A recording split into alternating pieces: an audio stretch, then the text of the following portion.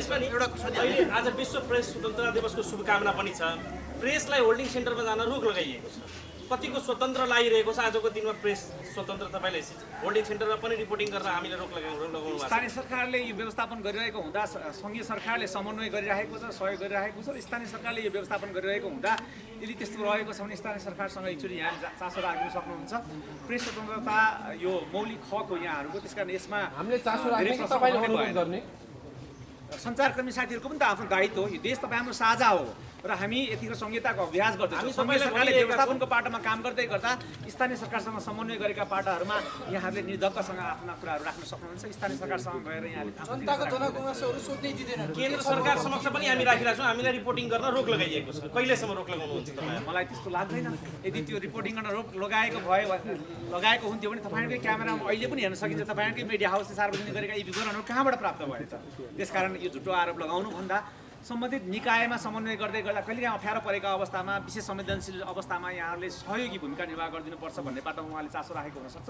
यद्यपि यहाँहरूको प्रेस स्वतन्त्रतामाथि सरकारले कहिले पनि त्यो अङ्कुश लगाउने काम गर्न सक्दैन। भूमिहीन सुकुम्बासीहरूलाई सुरक्षित वासस्थानको व्यवस्था गर्ने र सुरक्षित वासस्थानमा पुर्याउनको लागि आवश्यक पहल कदमी गर्ने र त्यसको लागि अधिकार सम्पन्न प्राधिकरण मार्फत यसलाई हामीले व्यवस्थित गर्ने भनेर उल्लेख गरिएको पनि छ। अहिलेको अवस्थामा काठमाडौँ उपत्यकामा खोलाको किनारमा असुरक्षित तरिकाले रहनुभएका घरहरूलाई असुरक्षित र अव्यवस्थित तरिकाले खोलाको किनारमा रहनुभएका बस्नुभएका नागरिकहरूलाई सुरक्षित स्थानमा सार्नको लागि भएको एउटा पहल हो। अब केही महिनापछि बाढी आउँछ अनि फेरि भिजिबिलिटी पुगेन भनेर मान्छेलाई छोडिदिने हो कि अहिलेदेखि नै सुरक्षित ठाउँहरूतिर लाने हो? यसलाई आज राष्ट्रिय स्वतन्त्र पार्टीको केन्द्रीय सचिवालयको बैठकले सरकारलाई चैत्र मसान्तभित्र सुरक्षित वासस्थान व्यवस्थित तरिकाले घाँसपास र स्वास्थ्यको सुरक्षालाई ध्यान दिएर चैत्र मसान्तभित्र यसलाई व्यवस्थापन गर्नको लागि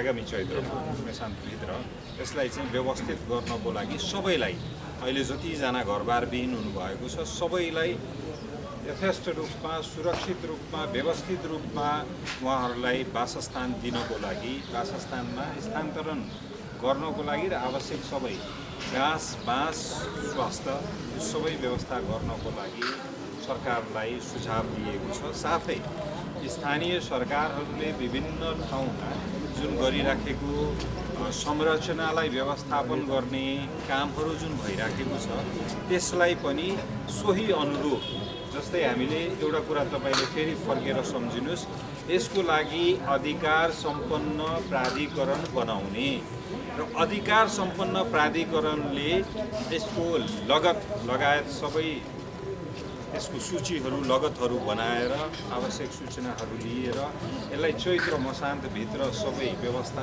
कम्तीमा 75% व्यवस्थापन गरिसकेको हुने र प्राधिकरण निर्माण गरेर प्राधिकरणले त्यो लगत उपलब्ध नगराएसम्मको लागि यो ध्यान दिएर सुनिदिनु होला। प्राधिकरण गठन गरेर अधिकार सम्पन्न प्राधिकरण गठन गरेर प्राधिकरणले लगत उपलब्ध नगराएसम्मको लागि अब अधिग्रहण गरिएको अपचलन गर्ने उद्देश्यले अधिग्रहण गरिएका संरचनाहरू बाहेकको अरू ठाउँमा डोजर चल्ने छैन भन्ने कुरा पनि सरकारलाई सुझाव दिएको छ।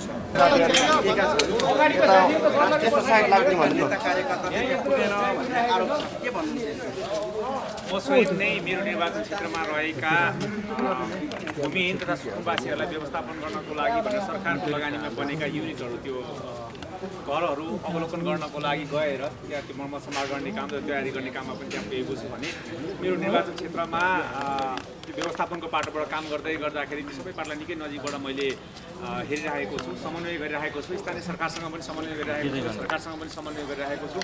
सरकारले वास्तविक भूमिहीन सुकुम्बासीहरूलाई व्यवस्थापन गर्नको लागि, उहाँहरूको रेकर्ड अध्यापति गर्नको लागि र उहाँहरूलाई बाँसको व्यवस्था, घाँसको व्यवस्था गर्नको लागि सरकारले त्यो अभियान चलाइराखेको छ।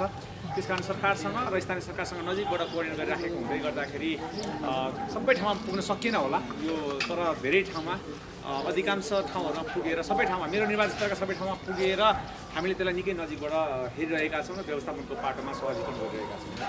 निर्णयको बारेमा भन्नुहोस् न।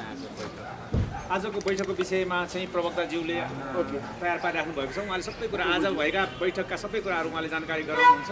सरकारले अध्यादेश मार्फत करिब 1500 भन्दा बढी नियुक्तिहरूलाई, राजनीतिक नियुक्तिलाई खारेज गरेको छ। अब यसको प्रक्रिया के हुन्छ भनेर सुझाव दिनुभएको छ सरकारलाई, कि सरकारले के सोचेर पाउनु भएको छ? जहाँसम्म यहाँले अध्यादेशको विषयमा कुरा गर्नुभएको छ, हजुर मोबाइल त्यसको त्योले मलाई डिस्ट्र्याक्ट गर्यो, त्यसलाई बन्द गरिदिनु होला। यतिखेर अध्यादेशको विषयमा यहाँले चर्चा गर्दै गर्दा यो संविधानको धारा 114 अन्तर्गत सरकारले आफ्नो गतिलाई तीव्रता दिनको लागि र अत्यावश्यक विषयहरू तत्काल सम्बोधन गर्नका लागि ल्याएका अध्यादेशहरू, केही अध्यादेशहरू राष्ट्रपतिज्यूबाट सम्बोधन भइसकेका, स्वीकृत भइसकेका र केही अध्यादेशहरू बाँकी रहेका छन् पाइपलाइनमा। यी विषयहरू, यी अध्यादेशहरू पास भइसकेपछि तत्त अध्यादेश अन्तर्गत रहेर सरकारले निर्णय गर्नेछ। त्यसकारण आजै मैले यी विषयहरूमा टिप्पणी गर्नुभन्दा सरकारको निर्णय पर्खिनको लागि म यहाँलाई अनुरोध गर्न चाहन्छु। संवैधानिक परिषद सम्बन्धी त विधेयक नै फिर्ता पठाएको अवस्था हो। अहिले अध्यादेश योभन्दा पहिलाको सरकारले पठाएको अध्यादेश फिर्ता हो। यसमा चाहिँ अलिकति कठिनता देखियो है। विगतमा के भयो त्यो मलाई थाहा छैन, तर अहिले सरकारले, यो 2/3 सरकारले अध्यादेश राष्ट्रपति समक्ष पठाएको छ र राष्ट्रपति समक्ष राष्ट्रपतिज्यूलाई यो संविधानले पुनर्विचार गर्ने अथवा त्यसलाई स्वीकार्ने नस्वीकार्ने भन्ने विषयमा चर्चा गर्दैन, परिकल्पना गर्दैन र मलाई लाग्छ राष्ट्रपतिज्यू संविधानभन्दा बाहिर गएर कुनै निर्णय गर्नुहुन्छ भन्ने मलाई लाग्छ। सबै पठाउनु भएको माननीयज्यू ती कर्मचारीहरू चाहिँ उठाएर होल्डिङ सेन्टरमा राख्नु भएको छ नि, त्यो होल्डिङ सेन्टरमा पाले गर्नु होला। भएन भन्ने जनगुनासो यसमा चाहिँ तपाईँ जहाँसम्म व्यवस्थित भएन भन्ने गुनासो भन्दै गर्दाखेरि यतिखेर सरकारले सबै ठाउँबाट आज पनि मैले सूचना देखेको थिएँ, अहिले पनि म यहीँबाट पनि तपाईँलाई जानकारी गराउन चाहन्छु। स्टेडियममा त्यसलाई दशरथ रङ्गशालामा अहिले पनि स्थानीय सरकारको उपस्थिति, स्थानीय सरकारले त्यो व्यवस्थापन गरिरहेको छ र उहाँहरूको डेटा अपडेट गर्ने, अध्यावधि गर्ने र उहाँहरूलाई व्यवस्थित गर्ने बाटोमा सरकारले तीव्र रूपमा काम गरिरहेको छ। त्यसकारण सरकारले यस सम्बन्धमा एकदमै सचेत छ। त्यहाँसम्म नपुगिदिनु भएकाहरू र त्यहाँसम्म गएर आफ्नो नाम नलेखाइदिनु भएकाहरू र बाटैमा बस्दिनु भएका, अन्तै बस्नुभएकाहरूको हकमा त सरकार खोज्दै चाहिँ पक्कै गएको छैन। तर जसलाई यो आवश्यकता, यो सेवा आवश्यकता छ, उहाँहरू कम्तीमा त्यहाँ दशरथ रङ्गशालामा पुगेर सरकारलाई आफ्नो जानकारी अपडेट गराएर सरकारले उपलब्ध गराएको सेवा सुविधा दिनको लागि चाहिँ यो चाहिँ काम सरकारले गरिरहेको छ। अहिले आज विश्व प्रेस स्वतन्त्रता दिवसको शुभकामना पनि छ। प्रेसलाई होल्डिङ सेन्टरमा जान रोक लगाइएको छ। कतिको स्वतन्त्र लागिरहेको छ। आजको दिनमा प्रेस स्वतन्त्र तपाईँले होल्डिङ सेन्टरमा पनि रिपोर्टिङ गरेर हामीले रोक लगाउनु भएको छ। स्थानीय सरकारले यो व्यवस्थापन गरिरहेको हुँदा, सङ्घीय सरकारले समन्वय गरिरहेको छ, सहयोग गरिरहेको छ र स्थानीय सरकारले यो व्यवस्थापन गरिरहेको हुँदा यदि त्यस्तो रहेको छ भने स्थानीय सरकारसँग एकचोटि यहाँ चासो राख्न सक्नुहुन्छ। प्रेस स्वतन्त्रता यो मौलिक हक हो यहाँहरूको, त्यसकारण यसमा हामीले चासो राख्ने तपाईँले अनुरोध गर्ने। सञ्चारकर्मी साथीहरूको पनि त आफ्नो दायित्व हो। यो देश तपाईँ हाम्रो साझा हो र हामी यतिखेर संहिताको अभ्यास गर्दैछौँ। सङ्घीय सरकारले व्यवस्थापनको पाटोमा काम गर्दै गर्दा स्थानीय सरकारसँग समन्वय गरेका पाटाहरूमा यहाँहरूले निर्धक्कसँग आफ्ना कुराहरू राख्न सक्नुहुन्छ। स्थानीय सरकारसँग गएर यहाँले जनताको जनगुनासोहरू सोध्नै दिँदैन। केन्द्र सरकार समक्ष पनि हामी राखिरहेको छौँ। हामीलाई रिपोर्टिङ गर्न रोक लगाइएको छ। कहिलेसम्म रोक लगाउनुहुन्छ तपाईँ? मलाई त्यस्तो लाग्दैन। यदि त्यो रिपोर्टिङ गर्न रोक लगाएको हुन्थ्यो भने तपाईँहरूकै क्यामेरामा अहिले पनि हेर्न सकिन्छ। तपाईँहरूकै मिडिया हाउसले सार्वजनिक गरेका यी विवरणहरू कहाँबाट प्राप्त भएछ? त्यसकारण यो झुटो आरोप लगाउनुभन्दा सम्बन्धित निकायमा समन्वय गर्दै गर्दा कहिलेकाहीँ अप्ठ्यारो परेका अवस्थामा, विशेष संवेदनशील अवस्थामा यहाँहरूले सहयोगी भूमिका निर्वाह गरिदिनुपर्छ भन्ने बाटोमा उहाँले चासो राखेको हुनसक्छ। यद्यपि यहाँहरूको प्रेस स्वतन्त्रतामाथि सरकारले कहिले पनि त्यो अङ्कुश लगाउने काम गर्न सक्छ। सर, अन्तिममा यो अहिले जुन 1500 नियुक्तिहरूलाई खारेज गर्यो नि, यी राजनीतिक नियुक्तिहरूकै काम नलाग्ने थिए भन्ने तपाईँको रिडिङ छ, तपाईँको उपनेता होइन। अब यसको नियुक्ति प्रक्रियाको बारेमा के छलफल भएको छ? त्यसो होइन। राज्य साह्रै थिलथिलो हुनुको कारण अत्याधिक धेरै दलीयकरण भयो भन्ने कुरा त तपाईँहरूले नै उठाएको प्रश्न हो नि। विगतको 37 वर्षको राजनीतिक अभ्यासमा राज्यका प्रत्येक अङ्ग प्रत्यङ्गहरू दलीयकरण भएका कारण र दलीय स्वार्थले अभिप्रेत भएका कारण धेरै कुराहरू सहजमा अगाडि बढ्न सकेनन्। तर त्यसलाई चिर्नको लागि यतिखेर जनताले दिएको त्यो 2/3 म्यान्डेटलाई उपयोग गर्नुपर्ने अवस्था हो। त्यही जनताको त्यो 2/3 म्यान्डेटलाई सम्बोधन गर्नको लागि राष्ट्रिय स्वतन्त्र पार्टीले आफ्नो गति सरकार गठन प्रक्रिया टुङ्ग्याइसकेपछि गति बढाएको छ। विगतमा सरकारको गति 5 किलोमिटर हार्डली 6 किलोमिटर 7 किलोमिटर हुन्थ्यो होला, हामी त्यसलाई नै वास्तविकता हो भनेर महसुस गरिरहेका हुन्थ्यौँ। अहिले सरकारले 20, 25, 30 किलोमिटरको गतिमा अगाडि बढिरहेको छ। 40 किलोमिटरको गतिमा त पुग्नै बाँकी छ। त्यसकारण हामीले लाग्न सक्छ सरकारले अलिक चाँडो गति लियो कि भन्ने लाग्न सक्छ, तर त्यसो होइन। हामीलाई योभन्दा पनि अझ गति बढाउनु छ। त्यो गतिलाई पूर्णता दिनको लागि अध्यादेश मार्फत यी विषयहरू सम्बोधन भइरहेका छन्। अध्यादेश पास भएर आउँदै गर्दाखेरि सोही प्रक्रिया अन्तर्गत अब हिजो र आज सरकारी विदा भएको कारण अब भोलिदेखि यो सरकारको दैनिक काम कारबाही खुल्ला हुँदा भोलि सरकारले आवश्यक निर्णय लिनेछ। त्यसपछि यी विषयमा चर्चा गर्दा उपयोगी हुनेछ। मान्यज्यू एउटा पछि यहाँबाट जस्तो मान्यज्यू अहिले जसरी सरकारले सुकुम्बासी बस्तीमा नोजल चलाएको छ, तर भनिएको के छ भन्दाखेरि सुकुम्बासी बस्तीलाई व्यवस्थापन गर्ने भनेको छ। अर्कोतिर खोला नाला मापदण्डको बारेमा पनि सरकारले नोजल चलाउँदै गएको छ। त्यो अनामनगरमा पनि देखिएको छ। यी दुईटै कुरालाई हेरिरहँदाखेरि ऐलानी बस्तीमा देशभरि बसेका वर्ष नागरिकहरू पनि अहिले त्रसित बनेका छन्। तपाईँहरूले चाहिँ कसरी हेर्नु भएको छ यसलाई? सरकारको नियत के हो? राष्ट्रिय स्वतन्त्र पार्टीको बाचा पत्रमा अव्यवस्थित बसोबासी, भूमिहीन र सुकुम्बासीहरूको समस्या 1000 दिनमा हामी टुङ्ग्याउनेछौँ भनेर बाचा गरेका छौँ। त्यही बाचा गरेका आधारमा जनताले हामीलाई मतदान गर्नुभएको छ र त्यही मतदानको त्यो मतदानबाट हाम्रा ती बाचाहरू अनुमोदित भएका आधारमा सरकारले यतिखेर काम कारबाही अगाडि बढाएको छ। यतिखेर जोखिमयुक्त क्षेत्रमा विशेष गरी काठमाडौँ महानगरपालिका उपत्यकाभित्र रहेका जोखिमयुक्त क्षेत्रका बस्ती व्यवस्थापन गर्ने बाटोमा काम गरिरहेको छ। यसलाई डोजर चलाएको भन्नुभन्दा पनि व्यवस्थापनको बाटोमा र सुरक्षित ठाउँमा स्थानान्तरण गर्ने बाटोमा सरकारले काम गरिरहेको छ। यसलाई यसरी बुझ्यौँ भने हामी यो निकै लामो समयदेखि यो गिजोलिरहेको समस्याको सम्बोधन गर्नको लागि जुन बाछापत्र 1000 दिनभित्रमा हामीले टुङ्ग्याउँछौँ भनेर गरेका बाछापत्र थियौँ, त्यसलाई टुङ्ग्याउनको लागि सुरु गरेको यो पहिलो दिन हो भनेर यहाँले हेरिदिनु भयो भने अनि सकारात्मक त्यो सन्देश त्यहाँबाट प्रभाव हुनेछ। तर सुकुम्बासी बस्तीमाथि डोजर चलायो र अन्याय भयो, अत्याचार भयो भनेर तपाईँले बोलिदिनु भयो भने त पीडा थपिन्छ नि त त्यहाँनिर। यतिखेर सरकारले बस्तीलाई व्यवस्थापन गर्ने भन्यो, तर सुकुम्बासी बस्तीसँगै खोला नाला जुन ऐन छ त्यो सन्दर्भमा खोला नालाको कुरा पनि हटाउँदै गर्छ। अनामनगरमा त्यो अहिले ज्वलन्त उदाहरण देखिएको छ। सँगै अहिले देशभरिका ऐलानी बस्तीमा ऐलानी जग्गामा बसोबास गर्दै आएका नागरिकहरू पनि हाम्रो घरमाथि डोजर त्रसित बनेका छन्। तर मलाई ठ्याक्कै भनिदिनु सरकारको नियत के हो? सुकुम्बासी व्यवस्थापन गर्ने हो ठ्याक्कै यही जोडिहाले। तपाईँकै माननीय भाइरल भइरहेको छ एउटा घर तपाईँकै क्षेत्रको तपाईँकै पार्टीबाट निर्वाचित मानिएको, अब त्यो घर के हुन्छ भन्ने प्रश्न पनि आइरहेछ। देशमा कानुनले आफ्नो काम गर्न सुरु गरेको छ। जब कानुन कार्यान्वयन हुँदै गर्दाखेरि त्यहाँ चाहे राष्ट्रिय स्वतन्त्र पार्टीका माननीयज्यू, सांसदज्यू, नेताज्यूको परोस् या अन्य कुनै आम नागरिकको परोस् अथवा कुनै शक्तिशाली व्यक्तिको परोस्, कानुन सबैको लागि बराबर कार्यान्वयन हुन्छ। त्यसमाथि पनि यतिखेर मैले फेरि पनि दोहोऱ्याएँ, स्थानीय सरकारले अधिकार कानुन प्रयोग गरेर आफ्ना क्षेत्रको व्यवस्थापन गर्ने बाटोमा उसले त्यो कानुन कार्यान्वयन गर्दै गर्दाखेरि यसमा अन्यथा सोच। तपाईँले यसो भन्नुहुन्छ भने केही वडा अध्यक्षहरूले मेयरहरूले के भनेको छन् भने मेरो वडामा मेरो नगरपालिकामा डोजर चल्न दिँदैन मेरो कार्यकालसम्म भन्नुभएको छ। तपाईँको यो भनाइ त फेल खायो नि त यसैमा। हेर्नुहोस्, बोल्न अभिव्यक्ति दिन सबैलाई छुट छ, तर जिम्मेवारी सम्हालेकाहरूलाई कानुन सम्मत रूपमा अभिव्यक्ति दिएको छ कि छैन? यदि कानुन सम्मत रूपमा उहाँले अभिव्यक्ति दिएको छैन भने जिम्मेवारीमा रहेकाहरूले त्यो कानुनभन्दा बाहिर गएर अभिव्यक्ति दिएको छ भने उहाँहरूलाई तपाईँले कानुन सम्मत रूपमा प्रश्न गर्न सक्नुहुन्छ। जब यति प्रश्न उहाँलाई गरिदिनुहुन्छ उहाँले कानुन सम्मत रूपमा जवाफ पनि दिनुपर्ने हुन्छ। यति भइसकेपछि धेरै कुरा यहाँले बुझ्न सक्नुहुन्छ। म फेरि पनि दोहोऱ्याएँ, देशमा अब कानुनी शासनको प्रत्याभूति सुरु भएको छ र कानुनले राज गर्न सुरु गरेको छ। हस्, धन्यवाद। अन्तमा एउटा सभापतिज्यूले आजको बैठकमा सबै सचिवालय सदस्यलाई पूर्ति जारी गर्नु भएको छ। प्रधानमन्त्री आउनु भएन नि सर? सुन है, भर्खरै प्राप्त भएको छ मन्त्रालय आफ्नै जानकारी प्राप्त भएको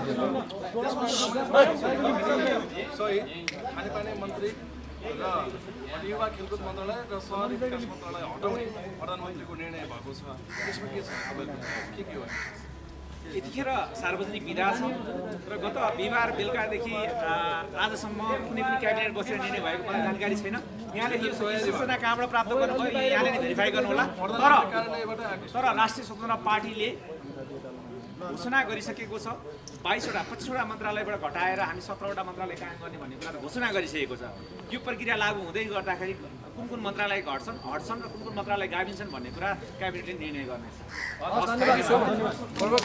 पत्रकार साथीहरू, आज राष्ट्रिय स्वतन्त्र पार्टीको केन्द्रीय सचिवालय बैठकले धेरै नै लामो हामीले निकै नै विस्तृतमा छलफल गरेर केही निष्कर्ष केही निष्कर्ष निर्णयहरू केही सुझावहरू हामीले पारित गरेको छौँ र त्यसबाट सबैभन्दा सुरुमा चाहिँ हामीले सुकुम्बासीको समस्याहरूको बारेमा जुन स्थानान्तरण भइरहेको छ त्यसको बारेमा अहिले जसरी सरकारको तर्फबाट स्थानीय निकायहरूको तर्फबाट काम भइरहेछ र सङ्घीय सरकारको विभिन्न मन्त्रालयहरूले आफ्नो सरोकारहरू गम्भीर रूपमा देखाइरहेको छ त्यसको बारेमा हामीले छलफल गऱ्यौँ।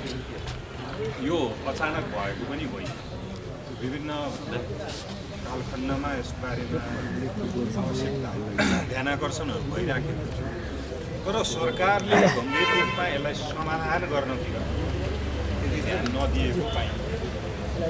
हामीले अहिले आएर यसमा भूमिहीन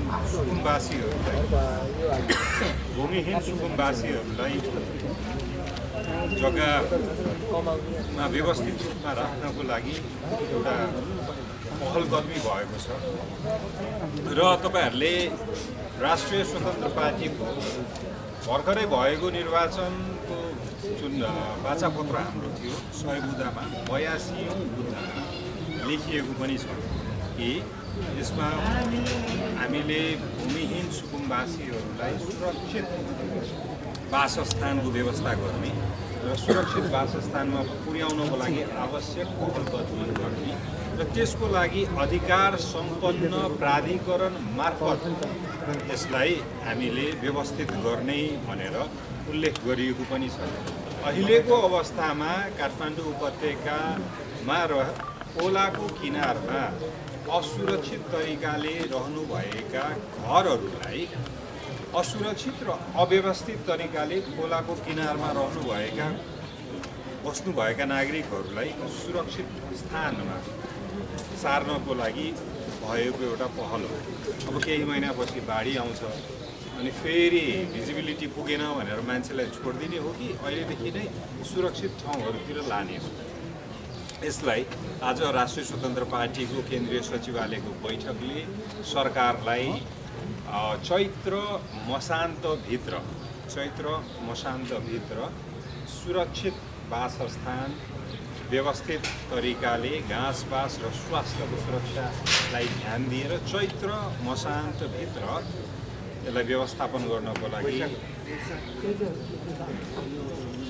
आगामी चैत्र मसान्तभित्र यसलाई चाहिँ व्यवस्थित गर्नको लागि सबैलाई अहिले जतिजना घरबारविहीन हुनुभएको छ सबैलाई यथेष्ट रूपमा सुरक्षित रूपमा व्यवस्थित रूपमा उहाँहरूलाई वासस्थान दिनको लागि वासस्थानमा स्थानान्तरण गर्नको लागि र आवश्यक सबै घाँस बाँस स्वास्थ्य सबै व्यवस्था गर्नको लागि सरकारलाई सुझाव दिएको छ। साथै स्थानीय सरकारहरूले विभिन्न ठाउँमा जुन गरिराखेको संरचनालाई व्यवस्थापन गर्ने कामहरू जुन भइराखेको छ त्यसलाई पनि सोही अनुरूप जस्तै हामीले एउटा कुरा तपाईँले फेरि फर्केर सम्झिनुहोस्, यसको लागि अधिकार सम्पन्न प्राधिकरण बनाउने र अधिकार सम्पन्न प्राधिकरणले यसको लगत लगायत सबै यसको सूचीहरू लगतहरू बनाएर आवश्यक सूचनाहरू लिएर यसलाई चैत्र मसान्तभित्र सबै व्यवस्था कम्तीमा 75% व्यवस्थापन गरिसकेको हुने र प्राधिकरण निर्माण गरेर प्राधिकरणले त्यो लगत उपलब्ध नगराएसम्मको लागि यो ध्यान दिएर सुनिदिनु होला, प्राधिकरण गठन गरेर अधिकार सम्पन्न प्राधिकरण गठन गरेर प्राधिकरणले लगत उपलब्ध नगराएसम्मको लागि अब अधिग्रहण गरिएको अपचलन गर्ने उद्देश्यले अधिग्रहण गरिएका संरचनाहरू बाहेकको अरू ठाउँमा डोजर चल्ने छैन भन्ने कुरा पनि सरकारलाई सुझाव दिएको छ र यही अनुरूप स्थानीय सरकारहरूले आफ्नो क्षेत्राधिकार अन्तर्गत जस्तै तपाईँले सुन्नुभयो होला वीरगन्जमा भएको छ, बुटवलमा भएको छ, विराटनगरमा भएको छ, अरू थुप्रै ठाउँमा भइरहेको छ। त्यो स्थानीय सरकारले आफ्नो क्षेत्राधिकार अन्तर्गत रहेर गरिराखेको छ। यसमा सङ्घीय सरकारको संलग्नता छैन, तर स्थानीय सरकारलाई पनि हामीले सोही अनुरूप गर्नको लागि एउटा प्राधिकरण बनाउनुहोस्, नगद सङ्कलन गर्नुहोस्, सुरक्षित ठाउँमा स्थानान्तरण गर्नुहोस् र यसलाई सधैँको लागि दीर्घकालीन निरन्तरता हामीले भनेको छौँ। यसलाई सधैँको लागि समाधान गर्नको लागि मर्यादित र व्यवस्थित वासस्थान अन्तर्गतको व्यवस्थापनको लागि अनुरोध गरेको छ र स्थानीय सरकारहरूले आफ्नो क्षेत्राधिकार प्रयोग गरेर जुन गरिरहनु भएको छ उहाँहरूलाई अनुरोध गर्यौँ हामीले। र सङ्घीय सरकार जुन राष्ट्रिय स्वतन्त्र पार्टीको लगभग 2/3को एकल सरकार रहेको छ, सङ्घीय सरकारलाई आजको सचिवालय बैठकले सुझाव दिएको छ। यो कुरा भयो। अर्को बुँदामा आगामी स्थानीय तहको निर्वाचनको लागि हामीले उम्मेदवार चयनको कार्यविधिको लागि एउटा क्यान्डिडेट क्लब र लिडरसिप एकाडेमी अन्तर्गत आज उम्मेदवार छनौट रूपरेखा स्थानीय निर्वाचनको लागि भनेर एउटा सब कमिटी बनाइएको थियो। सहमहामन्त्री विपिन आचार्यको नेतृत्वमा उहाँहरूले यो प्रतिवेदन आज सचिवालयलाई बुझाएको छ। सचिवालयको उपस्थितिमा पार्टी सभापतिलाई बुझाउनु भएको छ उहाँहरूले र यसलाई सचिवालयले पास गरेको छ। अब यो केन्द्रीय समितिमा लगिनेछ यो प्रतिवेदन र यो प्रतिवेदनमा एउटा महत्त्वपूर्ण कुरा के रहेको छ भने आगामी स्थानीय तहको निर्वाचनमा राष्ट्रिय स्वतन्त्र पार्टीको तर्फबाट उम्मेदवार हुन चाहने जो कोहीले पार्टीको क्यान्डिडेट क्लब र लिडरसिप एकाडेमी पास गर्नै पर्छ। म आएर अब मेरो इच्छा भयो म उम्मेदवार हुन पाउँछु भनेर पाउनुहुन्न। उहाँहरूले त्यो लिडरसिप एकाडेमी र क्यान्डिडेट क्लब पास गर्नै पर्छ। सुरुमा क्यान्डिडेट क्लब र क्यान्डिडेट क्लब पास भएपछि लिडरसिप एकाडेमी किन के हुन्छ भने चाहिँ छोटकरीमा भन्नुपर्दा एउटा स्थानीय तहको सरकार सञ्चालन गर्नको लागि कुनै पनि नागरिकले त्यो नेतृत्वमा जिम्मेवारीमा रहँदै गर्दा के कुरा बुझ्न आवश्यक छ त, कस्तो कुरा जानकारी हुन आवश्यक छ। अहिलेसम्म एक्सपेरिमेन्ट हुँदै आयो, पहिलो सरकार दोस्रो सरकार भन्दै छुट पाउँदै आयो, तर अब परिवर्तनको यो ऐतिहासिक अवसरमा यस्तो छुट हुने छैन। त्यसैले हामी गम्भीर रूपमा प्रशिक्षित गराएर जिम्मेवार बनाएर उहाँहरूलाई अगाडि बढाउन चाहन्छु। यसको लागि विपिन आचार्यजी सहमहामन्त्रीज्यूको नेतृत्वमा एउटा कमिटी बन्नेछ र लिडरसिप एकाडेमीको घोषणा क्यान्डिडेट क्लबको घोषणा भोलिदेखि नै हुनेछ। यसलाई पनि आज पारित गरेको छ। हाम्रो संसदीय दलको जुन राष्ट्रिय स्वतन्त्र पार्टीको संसदीय दलको विधान रहेको छ त्यो विधानमा केही संशोधनहरूको आवश्यकता सुझाइएको थियो र त्यो आवश्यकता अनुसार आज त्यो पनि पारित भएको छ र मिति र स्थान घोषणा गर्न बाँकी छ। तर हामीले राष्ट्रिय स्वतन्त्र पार्टीको प्रथम राष्ट्रिय महाधिवेशनको कार्यविधि पनि आज सचिवालयले पारित गरेको छ। भनेपछि महाधिवेशन कस्तो हुनेछ, कति दिने हुनेछ, के सेसन हुनेछ, कसरी अगाडि बढ्नेछ, उम्मेदवारी कसरी दिइनेछ, उम्मेदवारीको दस्तुर कति, नोमिनेसन शुल्क कति हुनेछ सम्मको छलफल आज तय भएको छ। त्यो पारित गरेको छ र सचिवालयले त्यो केन्द्रीय समितिमा पठाउँछ र केन्द्रीय समितिले पारित भएपछि साथै केन्द्रीय समितिबाट मिति र स्थान पनि घोषणा भएर यसले हामी अहिले संस्थागत अभ्यासमा अझै अग्रसर भइराखेको छौँ। अझै यो तदर्थ समितिहरूलाई निर्वाचित समितिमा परिणत गर्नको लागि अगाडि बढिराखेको छौँ र गम्भीर रूपमा बढिरहेको छौँ भन्ने कुरा देखाइन्छ। म फेरि रिपिट गर्न चाहन्छु, सुकुम्बासीसँग सम्बन्धित विषयमा हामीले यथेष्ट छलफल गऱ्यौँ र त्यसमा केही सुझाव र केही अनुरोधहरू निष्कर्षमा भयो। यसलाई हामीले बुँदागत रूपमा ड्राफ्ट हुँदै गरेको प्रतिवेदनमा पनि आइहाल्छ, केही प्रेस विज्ञप्तिमा आइहाल्छ।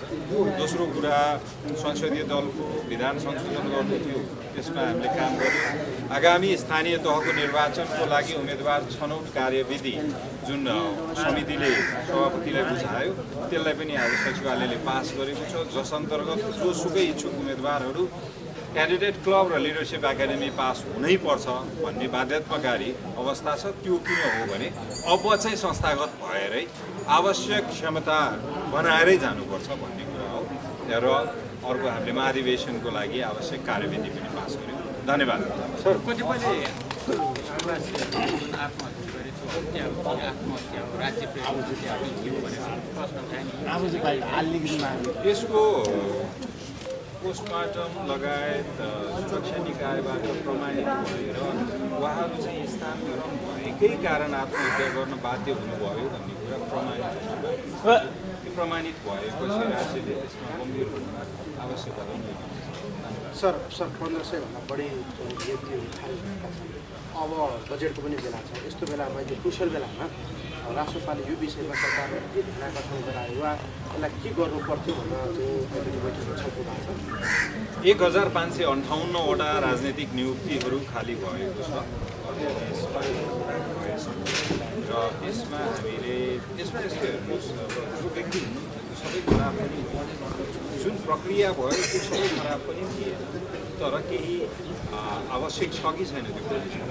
कतिवटा पोजिसन तपाईँको डुप्लिकेसन पनि छ।